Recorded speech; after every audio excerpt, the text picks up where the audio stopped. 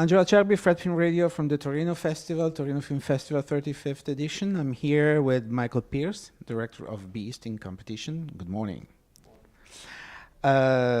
Your film is stunningly beautiful to watch in terms of photography, actually.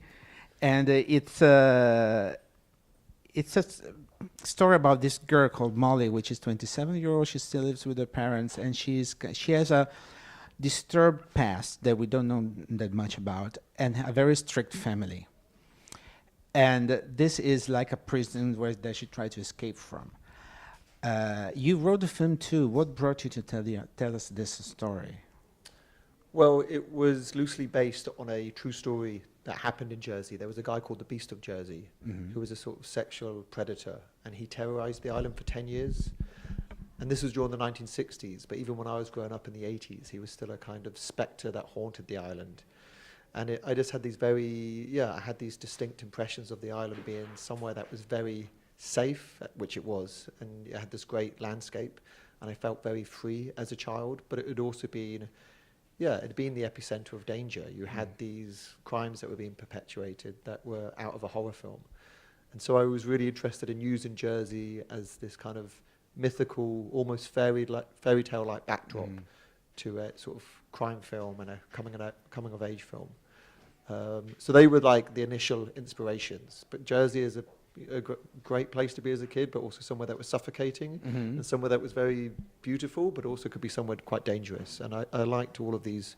Yeah, actually, you give us this feeling because she lives in this community that is really small and really strict and really controlling over everybody. And she's suffering from that. The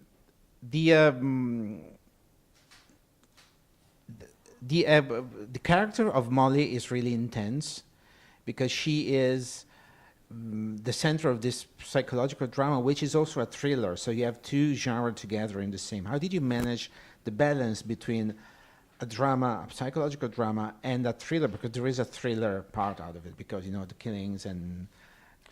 I kind of see, for me, genre is a very seductive instrument I can use through which to tell the story, but ultimately I'm not interested in genre in itself. You know, for me, it's a psychological portrait of a troubled young woman, and I'm using genre as a kind of a way to.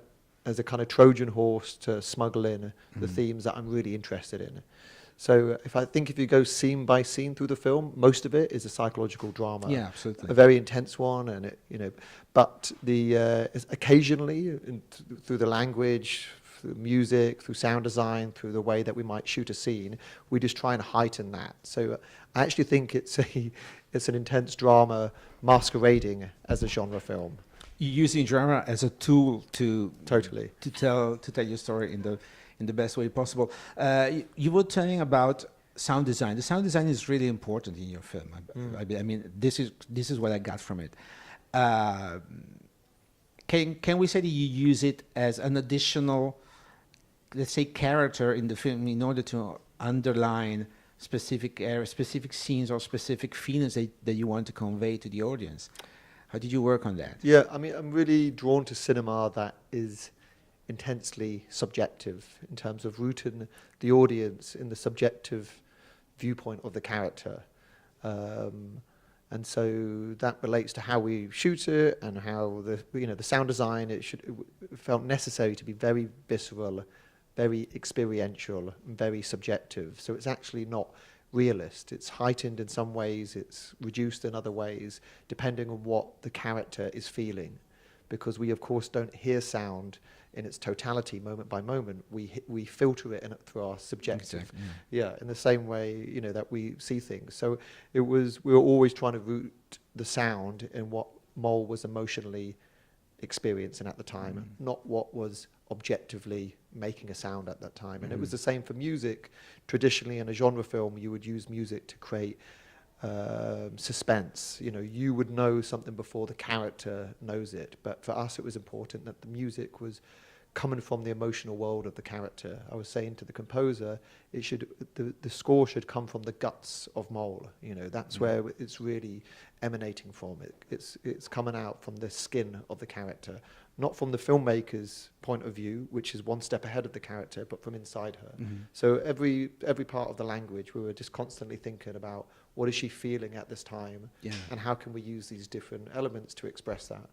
And how did you work with the actress playing Molly? Because she has the whole film on her shoulders, and it's a heavy burden to, you know. It was a really long casting process. We saw a lot of people come in for the role, and it was very humbling as a director because I saw some great actresses, but there was something very unique about Jessie where she was very relatable, and you can create a strong empathy with her almost immediately. But she's also got that kind of that mixture of vulnerability and ferocity, and it was quite hard to find that. There was sometimes actors would come in and they could do one of those things, and Jessie's extremely alive to the moment and a very sensitive person. And she has a great voice, actually. That helps a lot. Yes, yeah. But she also has this very elemental quality, and so she could do that intensity, and she's a very brave and committed performer. The beginning of every scene, from the first take, she went from 0 to 100 immediately, and she was so invested in the role. It meant that everyone else had to kind of up their game, from the cast, but also the crew, because everyone saw how invested she was. How long did it take you to shoot it? 5 weeks. Wow. So it felt like... Did you prepare a lot beforehand? Yeah, we did a lot of prep, but it was a hard shoot because we were trying to be very ambitious for the budget that we had. And your ambition is here and your resources are here, and that discrepancy becomes very painful on a day-to-day basis. So you're constantly trying to, you're having to rethink your plan because you can't always execute the elaborate plan that you had. But you don't want to compromise in its effect. So it's often trying to think of more economic ways to do the same thing. Well, you made it, actually, because the quality-wise, the movie looks rich, really rich, even if it wasn't probably that much, Cool. at least. Yeah, thank you. Listen, Michael, which were your inspiration when you were writing and directing the film? Did you have, or if you have any references? Yeah, there was quite a few films from Hitchcock and Chabrol that were like female-centered psychological thrillers. La Bouchère by Chabrol is obviously a big reference in the story, or Shadow of a Doubt by Hitchcock, or Marnie. And then more recently, I was actually drawn to a lot of sort of first or second time filmmakers. There was a few from Australia that I really liked. When I saw Animal Kingdom and Snowtown, and because they used the ambience and the surroundings the same way you did. Yeah, they play with genre, but really they're intensely interested in their characters. And from the States as well, Place Beyond the Pines and Martha Marcy May Marlene. I like the way that these directors were able to create slightly mythical worlds. It was slightly separate from reality, but they were still real, and they're very interested in what's going inside the heart of their characters, and playing with genre language sometimes. And then I think I really, Jacques Audiard is probably the best reference of a director that's able to get you to empathize with their characters and be able to root you very firmly in the skin of his characters. So before I make something, I often watch his films just to try and figure out how he does that. And I mean, your film has a terrific start. Instead, I was watching in 20 minutes, tons of stuff is happening. Much more than usual. So it's really filled with action, not in terms of action movies, but in terms of developments of the plot one after the other. Is this going to be your way of writing for every single movie, or do you think that it applied specifically to this story?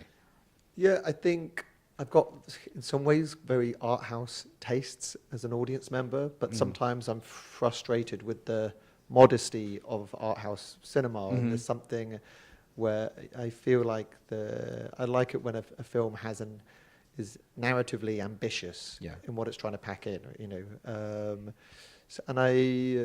mean, the first film, the reason I wanted to become a filmmaker was because of that period in the 70s when, you know, you had in America, people like Scorsese and Coppola and Sidney Lumet and Polanski, and these were films that were very ambitious in their scale and their scope, and they were using genre, but fundamentally they were interested in the characters. You know, if you go back now and watch Rosemary's Baby or Chinatown or The Conversation, these are character-driven films. So I think, you know, that it's not mutually exclusive to have that interest in the psychology of the characters and being, you know, wanting to paint that on a big canvas.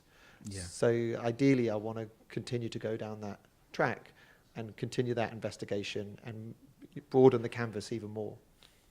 Okay, well, thanks a lot. Thanks a lot for your film. Thank Thanks a you. lot for being with us. Michael Pierce, director of Beast, in competition at the Torino Film Festival 35th edition. I mean, my Angela Cerbi for Fred Film Radio, the Festival Insider.